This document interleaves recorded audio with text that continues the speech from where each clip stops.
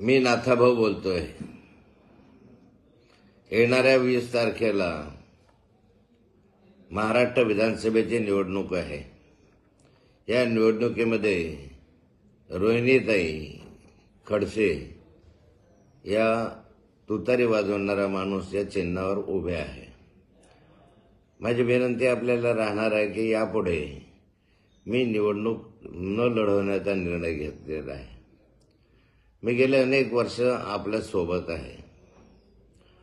गेले अनेक वर्ष आपणही मला सहकार्य केलेले आहे। आपल्या सुखदुःखामध्ये मी सहभागी झालेलो आहे। कोणतीही जात धर्म न पाहता मी सर्वांना मदत करण्याची भूमिका आतापर्यंत पार पाडलेली आहे। तब्येतीच्या कारणास्तव या पुढची निवडणूक कदाचित मी पाहणार की नाही पाहणार हे तर ईश्वरच ठरवेल। कारण पुढच्या निवडणुकीमध्ये मी असेल नसेल, पण या निवडणुकीमध्ये मी आपल्याला विनंती करणार आहे की रोहिणीताई या निवडणुकीमध्ये उभ्या आहेत। आपण मला जसं सहकार्य केलं तसंच रोहिणीताईंना सहकार्य करावं आणि रोहिणीताईंना प्रचंड मताधिक्याने निवडून आणावं ही विनंती।